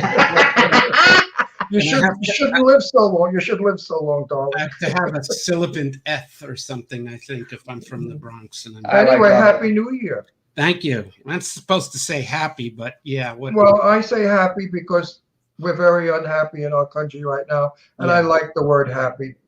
It's a good word. How about solemn? It's a Solemn New Year. No. Happy. May all we Jews be happy and never hurt again by anybody that is mean and awful. I agree. I couldn't That's agree. it. Thank So you. let's talk about. Just leave the Jews alone. We don't bother anybody. So listen up, you guys. You can follow Howard on Twitter. He's at Howard Nash with the number 5 afterward. HOWARDNASH5. He's actor, writer, producer. I think so. I went through your IMDb and actually you're probably known much more as a writer and really as a producer because you produced some phenomenal things. We're going to talk about some of those things today. Let's get to know him first. Then we'll do the commercial. I always say that. I want to know who this guy is. He seems to be a nice fella. And Thank he's you. from the Bronx. So anybody from the Bronx has got to be okay in my book. Thank you. Tough Also- getting. Also, you the live- projects. Oh, I was Red Hook Projects. What projects were you? It was the Castle Hill projects. Oh, I And- know Castle Hill in the Bronx. Sure. Yeah. Yeah. Remember the Fordham Baldies, the gang? Oh yeah. I actually forgot about them until I saw the movie, the Wanderers. And Yeah. oh yeah, I remember those guys. Everybody was so afraid of the Fordham Baldies. They used to come down to Manhattan and beat everybody up and rob them. They were just terrible people. Yeah. Bronx has changed a lot. Remember the beautiful Bronx Zoo? Mm-hmm. You can't go there now. You need a shotgun if you're going to go because what's surrounding the Bronx Zoo is like a war zone. Is that still that way, or have they cleaned it up? No, well, haven't been there in years, but I had very good memories. See, this is pathetic, but there's nowhere else in New York where you can go during the winter, into, that area, go into the atriums and Yes. and see palm trees. How pathetic is that? But I used to like to go when it was 0 degrees, That's outside, right. sit there, maybe get like a coconut drink and just, I was Pretend. once almost brought my own lounge chair to just come and sit and look at, the waterfalls and the palm trees. So, and make me forget the weather outside. But it's So pretty nice. for those of you listening, watching, if you don't know about the Bronx the Bronx Zoo, it's one of the best zoos in the world. And if you're in New York, maybe take a shot and see if you can not get killed going there and watch the beautiful animals. They have them, nobody's locked up. They're in pits. They're all free. How do you explain that? They're all free living. Big cages, not like big. No, they're not. open- They're not in little tiny cages. Yeah, they're in big open areas. They dug pits. Like the lions are down in pits, and they're like free. Yeah, it's nice. They get to run And around. the polar bears are magnificent. Yeah, they are. You gotta love it. So do you miss anything about the Bronx and growing up? I can't really say that I do. You know, my only positive memory, I think, is literally, that going and seeing all the palm trees and the nature, and it's 0 degrees outside. But, Yeah. I'm like a glutton for punishment because for Well, you're Jewish, you have to be. 2 or 3 of my last films, I went back to the Bronx to film. And, I Very shot sad. in the Bronx, what's wrong with that, and it's so fun. But you know something, your upbringing probably is what made you a good writer. Oh, thank you. Well, yeah, possibly. Yeah. The angst is the angst. Yes. You know, if you're born with a silver spoon up your ass, you're not going to be a good anything. When Yeah. when you get hard knocks, and I got gay knocks, as we used to call it, by being a gay guy. And gay knocks really grows you up quickly and smartly. You Yeah. learn fast what creatures are out there Yeah. I hear you. and how to avoid them. So you guys, Howard's been in. So according to IMDb, his first co-producer credit came in 1991. So he's been in the entertainment industry at least 30 years. Wow, how old are you? You look young. I know he looks like he's 20. You're in the business. You have to be like 50 something. I'm like, You're an old fuck. You're not so young. I am. You look young. You My look mother like, would say, you look dirty. thank you. But I'm an Altacalca, as my mother used You to. are an aldecaca, probably. My mother used to point it out. Yeah. So Aldecaca in Yiddish means an old man, folks. that's funny. Sort So, of. so you guys, his first movie that he co-produced, and I'm bringing it up on purpose, it was called Children of the Night because it starred Karen Black, and Ron knew Karen. Oh, Karen. Peter DeLuise, Amy Dolans, and Garrett my God. Morris. Karen Black. I had a date with her. I was on a date with Karen Black. Would you believe it? Beautiful person. Oh, we were at a friend's loft in down Greenwich Village, and she had a dinner party, and we were going to go clubbing. And Karen said, "Would you be my date, Ron?" She knew I was gay, and I said, "Yeah." And I remember crossing the street with Karen. She had on a big shawl, and her beautiful red hair was flying in the wind.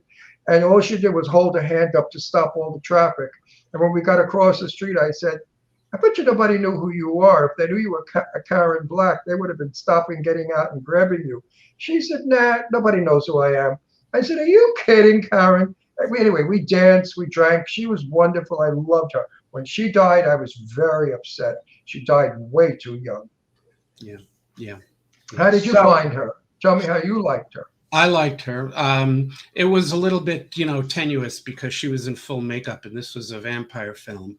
So Oh, it okay. can't be terribly, social Wonderful, yeah. with everyone. But she was very nice. She was very sweet. She's a sweetie pie. She was a doll, a real doll. So you guys, Howard's got a couple of films that are out now that you can see, and so we're going to talk about them a little bit. The first one we're going to talk about is called Alterverse, which actually had an original different name I saw on IMDb, which I forgot what it was. But but it's yes, it stars Robert Picardo. It's got people we know. You guys remember Chalet Lizette Brandon? I've been in a bunch of stuff with her.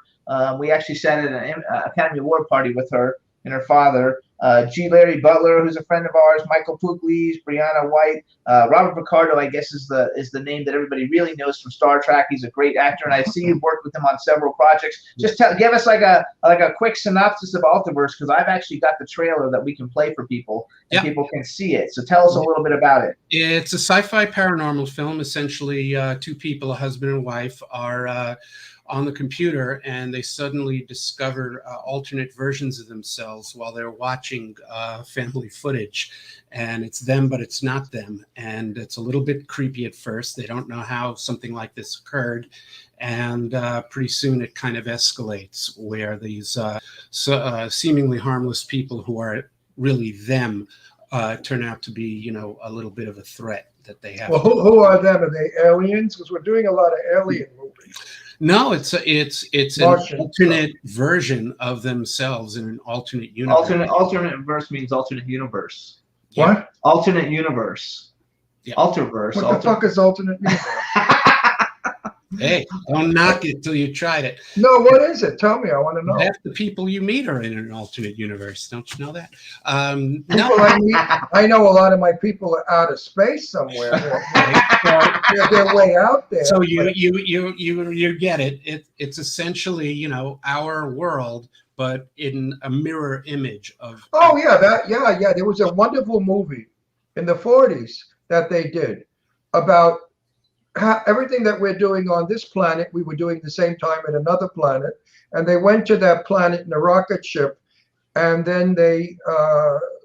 It was a good story. I don't remember how it worked, but no, the wife said, "You're not my husband."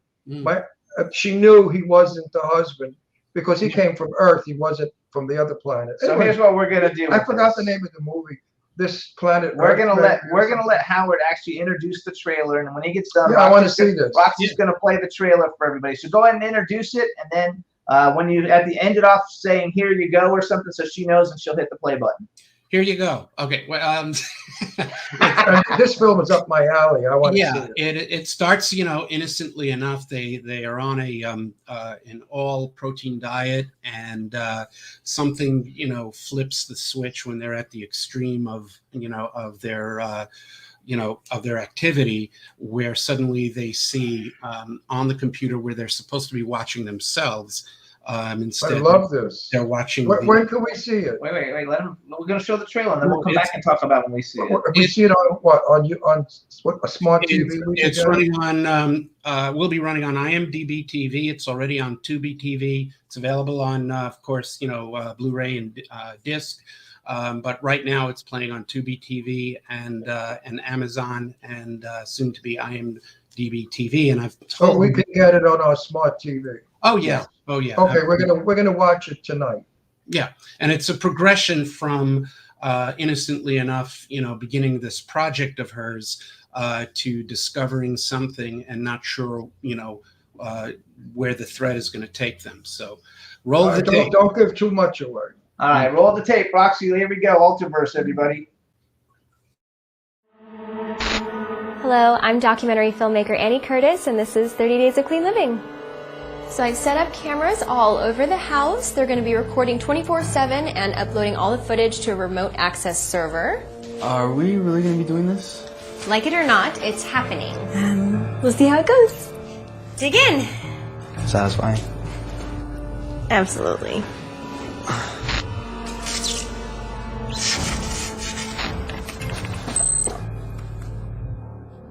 It just switches over, out of nowhere.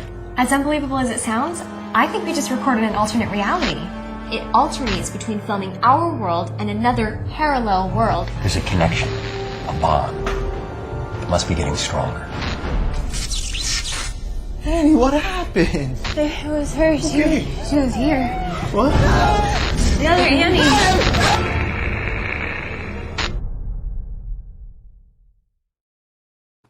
Yeah, you guys, that's Howard Nash's Ultraverse. Yeah. I'm watching this tonight. It looks great. You wrote this? Yeah, I didn't write it. I discovered or I met the writer through the internet, I guess, and we met up at the what's that? A little film village in LA. With all the Hollywood.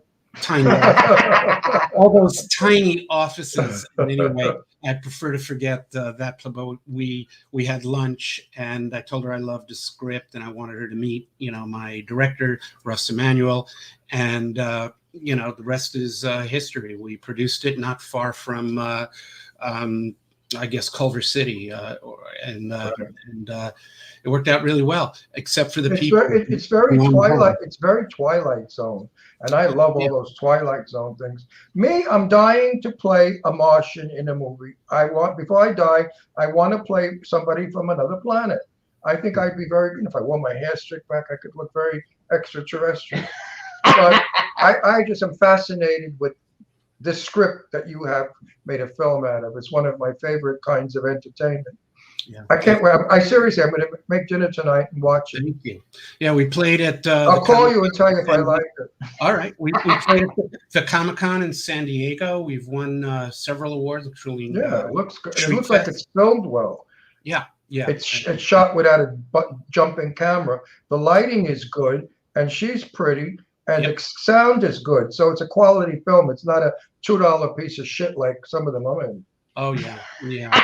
So you guys, Howard has all kinds of cool films. Just to give a little bit of his background, you know, he did a film called Tiger with Mickey Rourke and Janelle Parrish, which we almost had Janelle Parrish on her last movie on the show. He did John Leguizamo's Road to Broadway with John Leguizamo and Ruben Blades and Mark Ruffalo and Daphne Rubin Vega. Wow, one of my favorite people. He also did a movie, and I think this is one of your, The Legends of, I don't know how you pronounce it. Legends of Nathia, yeah. Nathia, with Robert Picardo, who's also in the movie we just saw the trailer for. Teresa Russell and John Hurd, all really big stars. Teresa Russell. I used to like her. Huge stars. They're fabulous. Is that a good movie? I actually would like to see that. I'm going to figure out how we can see that. Yes, absolutely, very good movie, and it's essentially, a young boy whose parents are going through a divorce. Gets basically sustained by the fantasy stories that are told to him through his grandfather, and his grandfather's Robert Picardo. And, we see almost like a Princess and the Bride type of parallel, where when he gets into the story, you see these, displays of magic and violence and heroes in order to instill the courage in the little boy who's going through this crisis with his folks. It seems too Robert Picardo is kind of like your go-to guy, because he's in several of the films, and everybody recognizes. They might not know him by name, but as soon as they see his face, they know who he is. And I remember Teresa Russell from Black Widow. Yeah, and she was fabulous John in that Hurd. movie. That's when I first knew who she was. Yeah. I also got a trailer. So I guess you're also doing television, and you have a TV show, and I want to show this because Ron's going to freak out because he will hate it. So you have a new TV show. You're shopping the pilot around to TLC. I think you're trying to go to. Well, no, I'll bring it up to date. It broadcast on the Discovery Channel, Discovery Plus, and TLC in June. They're the sister stations. And now I guess they're doing the research and the focus groups to see whether or not we get the green light for a full TV series. And why would I hate it? How do you make up my mind for me? Because the TV show is called Filth Fighter. As long as it's not like that Caterpillar movie. No, it's not like Felix Unger's taste. Yeah, it's not. That was the worst piece of garbage ever put on film. Was that Caterpillar movie? Oh, he doesn't know what you're talking about. He's talking about he knows what I'm talking about. No, because I bet he doesn't see that. Human Centipede. He's talking about Human Centipede. I know it. I know of it. I didn't see the movie, but I wouldn't watch it either. I heard about it, and I said, never will I watch anything as gross, disgusting, and hideous as that. Hang on. So here's what we're going to do. We're going to go, because he's got another movie after this one, and then we're going to are we allowed to talk about the new project that you're working on at all, or no? To some extent, yes. Okay. That's an answer.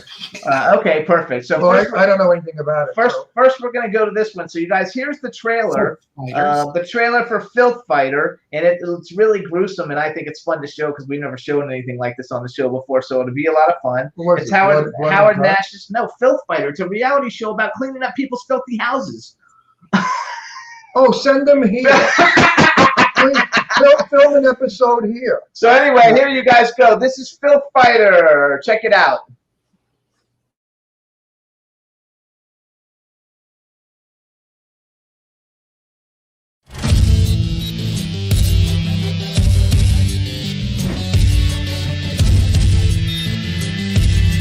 Whoa, you just stepped in poop. I'm Christina Dye, and I get paid to clean up anything and everything that nobody else wants to touch. Can you smell it? Nope. But now I can. I love gross stuff. I live for it. Vomit, fecal matter, urine, rotting food. The more disgusting, the more fun we have. The smellier, the better. Am I a hoarder? Tom, you don't need that. Let me throw these away. His house is a ticking time bomb. We want to get in there and help them. 4 days from now, I'm getting a triple bypass open heart surgery. We need to get in there now, and get this going.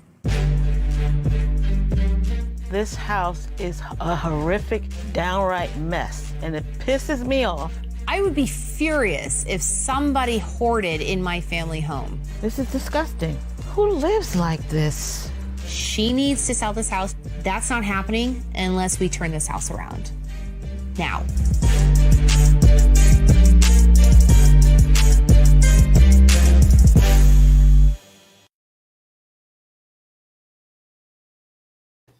I absolutely love it. I actually think that they're definitely going to pick it up. I think You have a hit on your hands, my Oh, friend. thank you. Thank Oh you. no, people like this weird shit. No, Yeah. no. There's a lot of nut jobs out there that find this fascinating. As for me, I'd rather see the Waldorf Astoria or the Plaza Hotel lobby. But that's me. I think people This is will very love it. sellable. It's going to be a hit. Trust me. Your mouth to God's ears. No, God don't listen to me. I'm gay. Not God's But ears. no, seriously, this Thank is you. exactly what people want. They want unusual and different and weird. It's better than the show where they show people that are pack rats. What is that show? Hoarders. The Hoarders. This is better because it goes in the toilet bowl, which I could live without. But I love it. I have to tell you too, because my favorite, Jimmy likes sicko shit. I don't watch a lot of reality TV. But as soon as I saw the trailer for this, I was like, they're gonna pick it up. This is gonna be a hit. No, it's and the other definitely show, going. and the other show that I like a lot that I only watch it like when I'm in my office. I don't watch it with Ron because he would have a heart attack. But I like the show Dr. Pimple Popper. Oh, come on. He came Get out of right here. after Dr. Pimple Popper. Okay, well, Dr. Who Pimple the hell Popper. wants to watch pus coming out of a pimple? I mean, but it's not just pimples. I mean, they have like gross I and all don't give kinds a of stuff. shit. I don't find that entertaining. I find that demented. Demented people watch that shit. Oh, well, it's You got to be a little hugely more. famous. It's No, hugely it's famous. entertainment. Watch Watching pimples pop is It's not just entertainment. pimples, and people have like big gross on their faces. Oh, that's and even shit. better And entertainment. they, Oh, I can't. and they You ooze gotta the shit balance out. it out. Yeah. Yeah, yeah, you got to balance it out. So then let's go back real quick. So you guys listen up. So to watch Ultraverse, you can go to Tubi, Amazon Prime, and what was the other place? Was there another place? Yeah, IMDb TV, which is owned by Amazon, and of course, when you check in, Amazon will also have DVDs and other things for sale for Ultraverse. So that's I like the Blu-ray and DVD. The Universe movie I'm watching That's it, tonight. Ultraverse. Then he's got another is one. good. That's class. That's good. That's for nice people to watch. Nice, normal people. I cannot wait to see that film tonight. The toilet bowl one, I'll pass on. If you don't I wanted to show it to everybody. though, 'cause that People way everybody usually sees it. do. Oh, you said pass on. Sorry.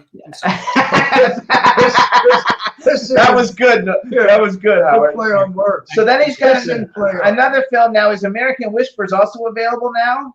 Yes. Can you just give us a quick synopsis of American Whisper? Sure. American Whisper is the true story of the murder of an African-American family in the 1970s.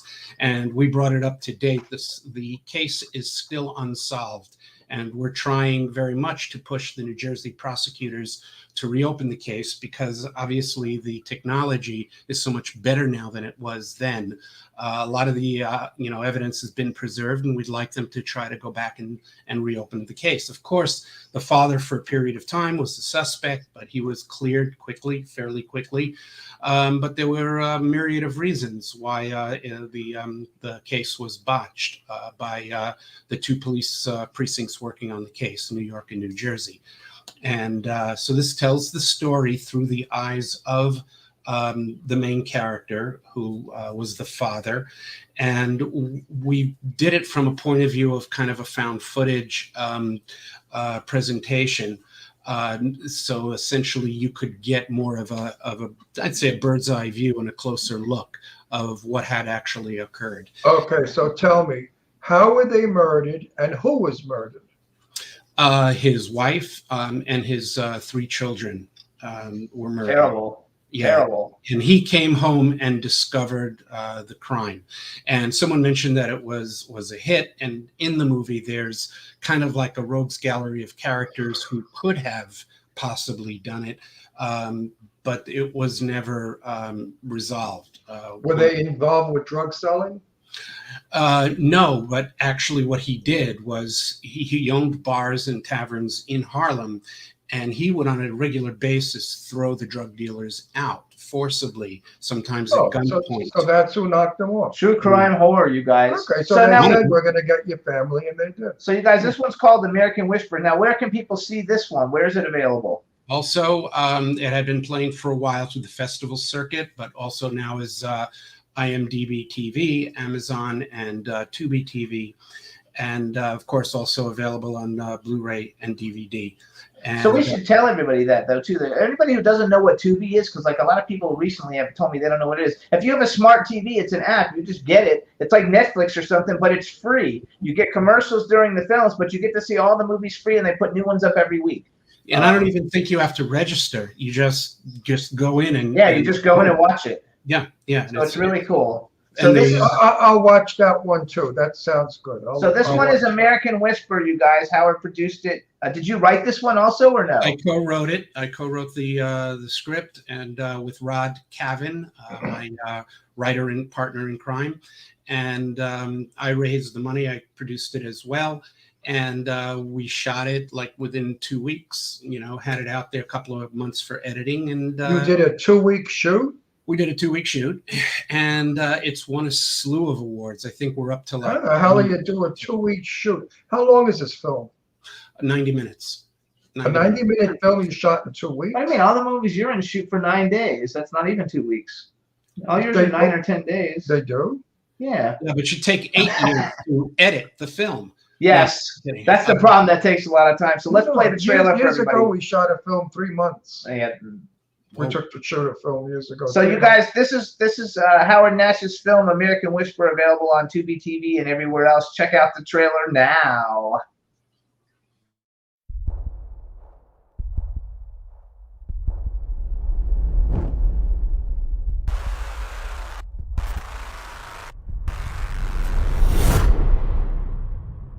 That was the last time you saw your entire family before tonight?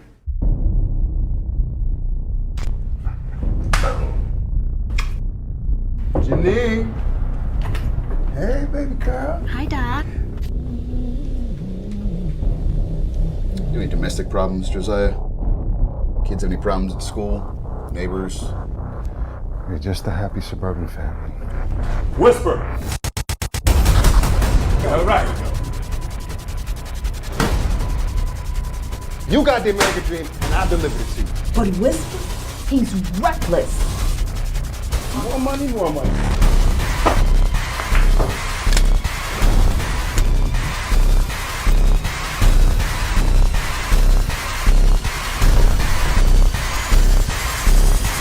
Did you murder your family? We're gonna turn this thing inside out until we learn the truth. What if they find out? Man, you seriously got a problem with me. They're coming for me next. I'm not gonna let them do it.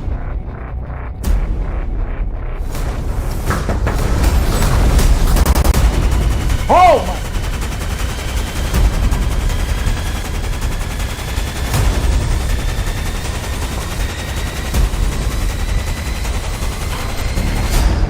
Do not stop shooting.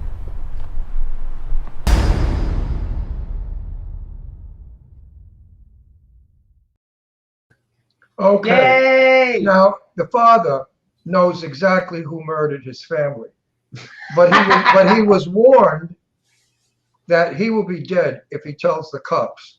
This is an old story that I grew up with in Brooklyn. I mean, you do bad when you make a deal and you get your family killed. It's sad, but true.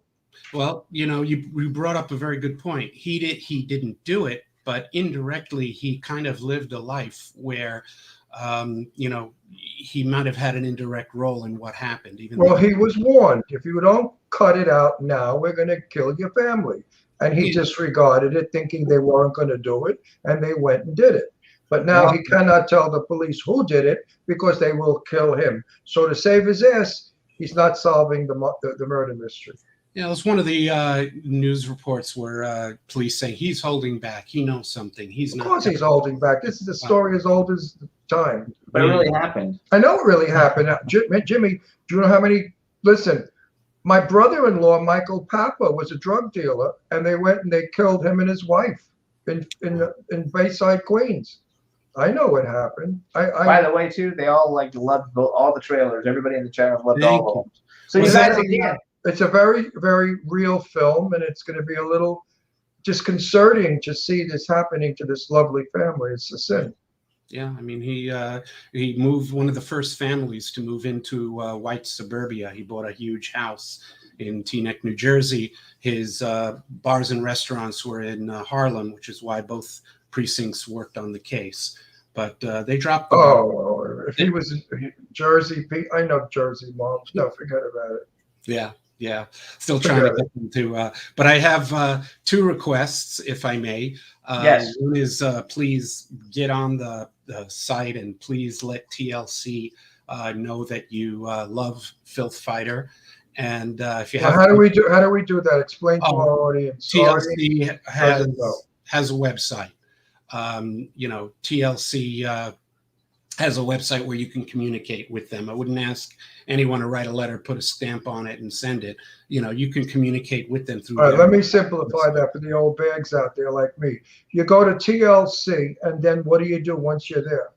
Contact us. Everybody has that at the bottom. And we say we like your show. Yeah, we loved Filth Fighter.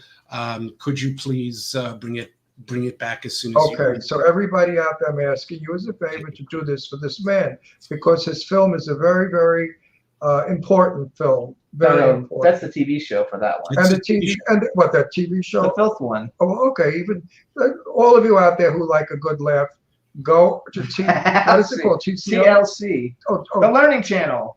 They don't call it that anymore. It's just TLC. Yeah, I know. But when I grew up, it was anyway. Find it, and write how much you love it. Okay, so that was one thing. What's the second thing, Howard? Second thing is, if you have time after that, you can actually write to the Bergen County prosecutor, which also are online. Contact us and ask them to please reopen the Diggs case. The original family name was Diggs, D like David, IGGS. Like Tyee Diggs, but no relation, and just justice for the family, and also you can visit the page on Facebook and on Twitter, and there's more information about how you can contact the right office and ask them and demand literally to have the case reopened. Now, is the husband still alive?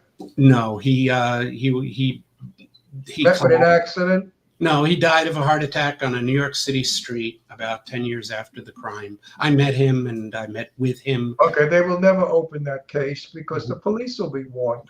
Do not open this case or we're going to get your family. You're dealing with some really, really hardcore people. Yeah. This is not a murder of love or jealousy. This is a syndicate hit. But it's a long time ago, too. Yeah, don't matter. New Jersey cops are not going to open it. They couldn't care less. So what about? But we'll try anyway and see. I'm just playing devil's advocate. Yeah. So let's try. So why is it Whisper with a WIS instead of an HIS? Well, it allows for a little bit more of creative license in terms of it's a composite of the different characters who were present during that story.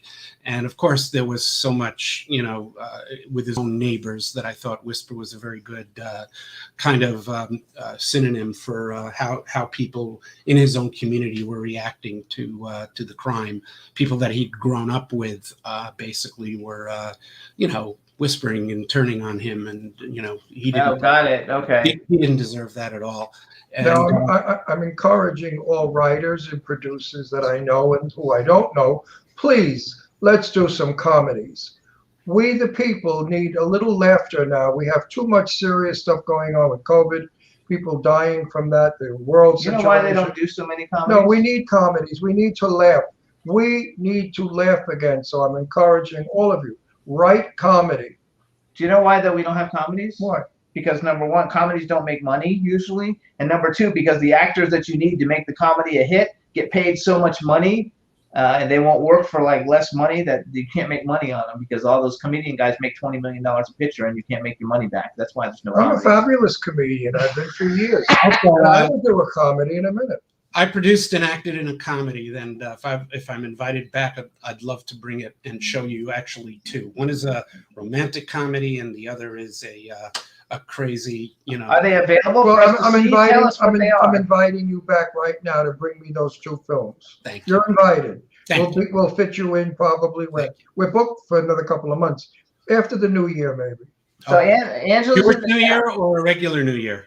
No, we'll get you in later. The Don't worry. American. We're going to be talking. We'll get you in. The Angela American says, New Year. speaking of, Howard, tell us about your new project. Ron will love it, I tell you, but tell us what you're allowed to say. I know what it is, but I don't know what I'm allowed to say, so I'd rather have you say it. Yes, it's a what we call an aspirational comedy. It's along the lines of Field of Dreams, and it's called Hereafter All. And I love the title. Yeah, and it's essentially a young man whose wife has just left him, moves into a new apartment and discovers soon after that his bedroom closet is a portal to heaven.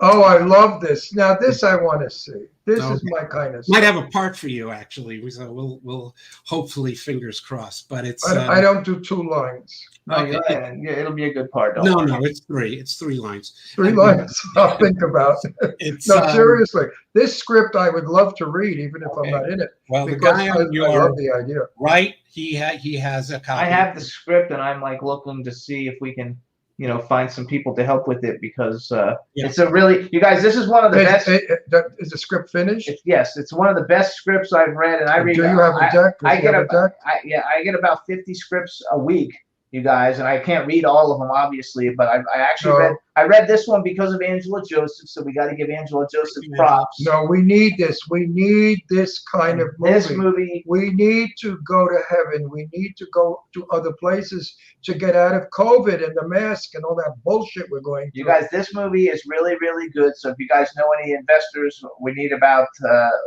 well, I don't want to mention that on the phone. We need some money, you guys. Yeah, well, you know really what? Good. You know what, Howard? I have 6 films waiting, and I have good parts in all of them, big parts.